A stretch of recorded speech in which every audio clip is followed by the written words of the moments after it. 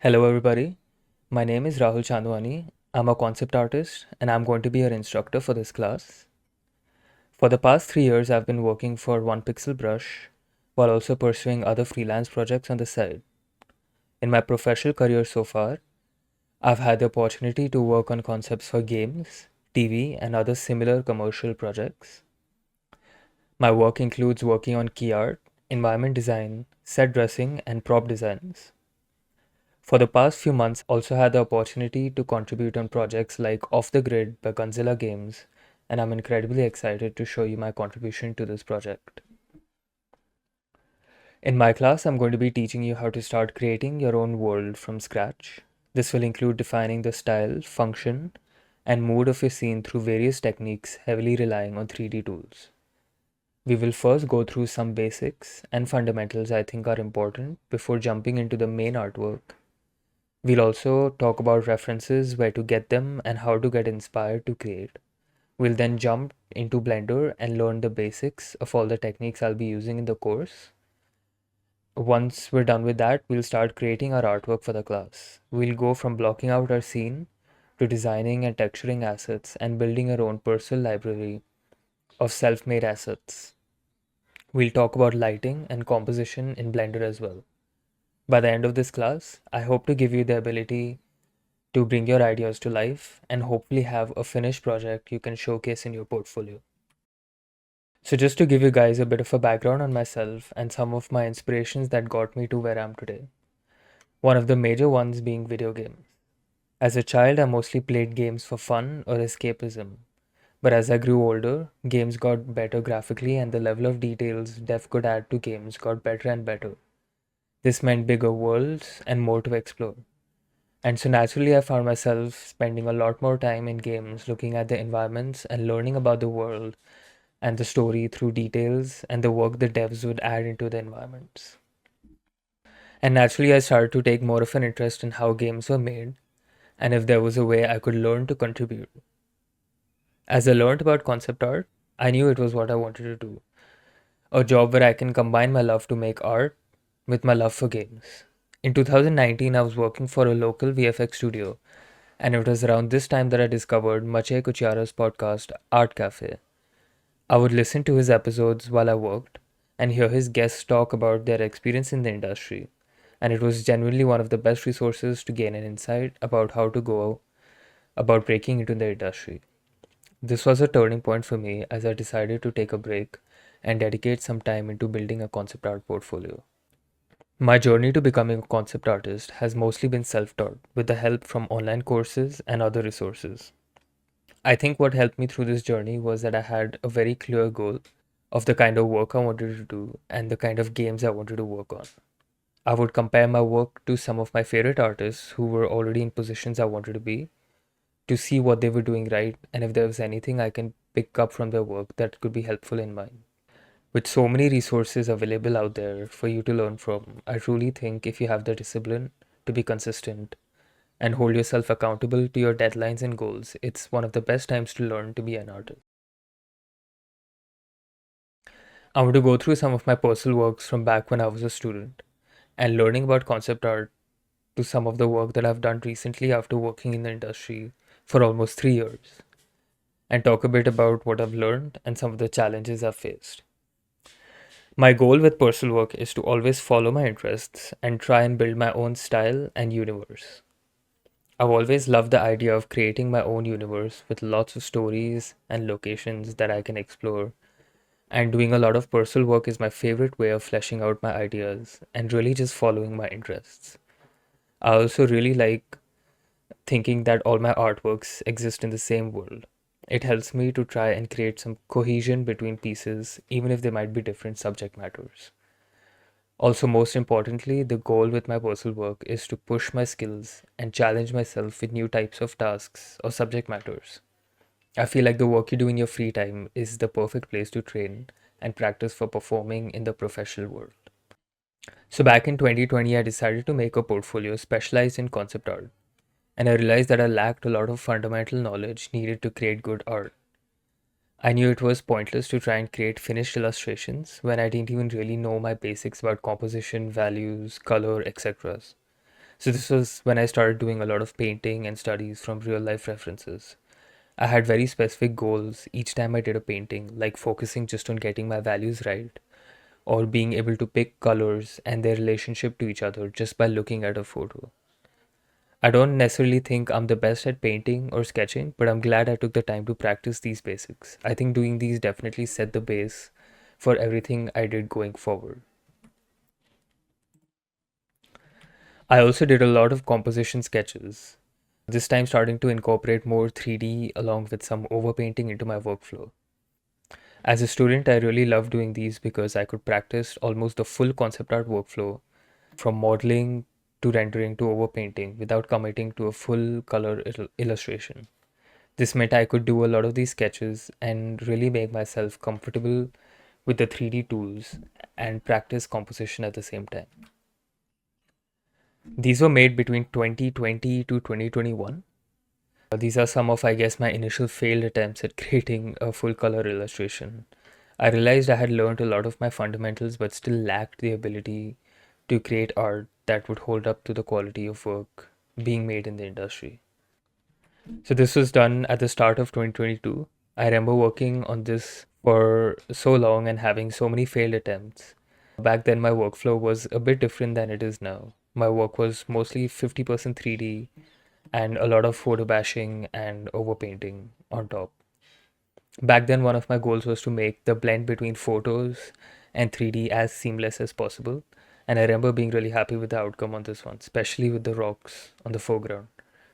This was also the piece that got me hired at OPB. I think this piece demonstrated that I had a good sense of composition, shapes, and colors. And most importantly, I think a good sensibility of adding realistic details while still maintaining a simple painterly feel. Although my workflow has changed a lot from back then, and I've definitely improved a lot on other areas, I still keep coming back to this piece every now and then to remind myself about the importance of keeping things simple.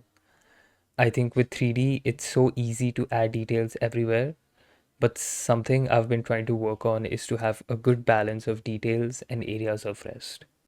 So at this point, I was already working for almost 2 years and I was learning a lot, but I felt that my personal work started to stagnate and I wanted to get back to creating art just for myself, where I learn new tools and just have fun exploring subject matters that I enjoyed creating.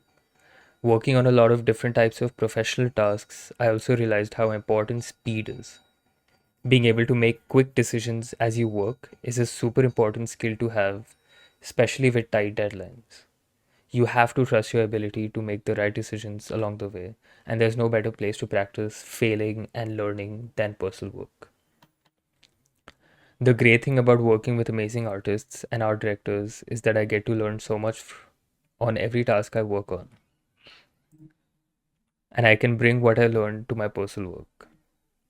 And I think this cycle where my professional work improves my personal work and vice versa. Here's some work inspired by Mediterranean architecture. I've always had an interest in so many types of subject matters like military tanks to modern architecture to ancient ruins, and I love combining all my interests in one world. Especially if you're talking about world building, there's no rule that says your world has to fit one specific genre. I think the most realistic, believable worlds are those that understand that old and new exist together. That if we are creating a sci fi world, not everything in that world needs to be new and modern. Even if you observe the real world, we have some of the most advanced technologies and also some of the oldest remains of civilization existing at the same time on our planet, often even in the same country and city. These pieces are my way of combining my love for ancient architecture and science fiction in one artwork. I've always had an interest in different architectural styles, and if you followed my work for the past couple of months, I've been creating a lot of architecture focused stuff with a lot more focus on design and telling a story through my designs. I've been combining different styles like brutalism and urban Japanese architecture as well. I want to talk a bit about my thoughts on the class and how I think it's best to approach self learning. I think this is important to talk about before we dive into the class, especially for students who are just starting out. So, let's talk about some of the hurdles you could face with self learning and how you can overcome them. And also some systems you can put in place to make sure you're accountable to yourself and ensure you're growing as an artist. When you're learning by yourself, without the guidance of a school like curriculum, constant support of teachers and classmates, it is extremely important that you set not only long term but short term targets for yourself. The goal for practice work should be to have enough work to where you can start noticing patterns in the way you do things and analyze where you're going wrong and how you can improve. Which is why it is important to give yourself deadlines. Because if you take forever doing one puzzle piece, you won't have enough data to analyze where you're going wrong. It's easy to give yourself feedback and notice patterns of mistakes when you see them recurring in multiple artworks. Also, in order to give yourself valuable feedback, I think it's important to analyze your favorite artists and work out why and what they're doing that works and compare it to your work. I believe that if you have a goal to work on a certain type of game or project, it is crucial to look at artists that are currently working on those projects as well. Art can be incredibly personal, but if your goal is to work on an IP or a company, it only makes sense to have their work as the benchmark for yourself. So, for example, if you dream to work on games like Call of Duty, look up the artists that worked or have worked on the games to see the kind of work they do and the quality of work that is expected on those games. And most of all, I think this goes without saying, but make sure that your goals align with your interests. Getting good at art and design takes time and requires a lot of patience. So being excited about what you're working on makes it much easy to keep going forward. The best way I have found works best to learn a new software or a new workflow is project-based learning. It can be incredibly hard to learn the ins and outs of a software tool when you have no goal or project in mind. You could spend days or weeks learning things that may not even be applicable to your desired field. The best way to tackle this is to have a very specific project in mind and only learn the tools required to achieve this task. With new tools coming out every day, it's impossible to learn everything about everything. And in my opinion, you shouldn't have to. As concept artists, our value comes from artistic decisions we make, and the tools are just a medium to help us do that. You should create the habit to be able to always keep learning based on the task at hand and adapt to whatever is required from you. Having a project in mind sets the ground for the kind of challenges you'll face and the tools you'll have to learn to overcome them. This makes learning much easier. Since it's really easy to make art that looks good in 3D, I often feel it's easy to forget about your fundamentals and what makes an image work. It is important to note that if you are completely new to concept art, it's okay to take some time to practice your fundamentals and give focused attention to subjects like composition, value, shapes, and color. The work you put into learning your basics now will definitely pay off in the long run. Especially in an increasingly automated world, your ability to design and create an image that works beyond just a pretty picture will give you the edge over other artists. I remember spending months just doing painting studies and value studies until I was satisfied with at least knowing the basics of color, composition, and value. I don't think it's necessary to be a master at drawing or painting, but it's important to be confident in the decisions you make. Especially in 3D, I often rely on muscle memory or subconscious decision making when it comes to values or shapes. And I think a lot of this muscle memory comes from conscious practicing of my fundamentals over and over again. I'll go through some of the basics in my next few videos before we dive into the class project. As a concept artist, it's your job to churn out ideas in a very short amount of time with the tools at your disposal. So I think it's very important to have your workflow aid your creative process rather than take away from it. It's very important to look at 3D as just another tool to express your ideas and have fun with. The goal is to be able to create and have fun with 3D tools and reach a point where creation feels similar to sketching or painting, where the tool is just an extension of your hand and your imagination. One of the biggest hurdles I had to overcome when learning how to make concept art that heavily relies on 3D was being comfortable enough with the tools to where I can easily get into a creative flow state without letting too many technical things come in the way.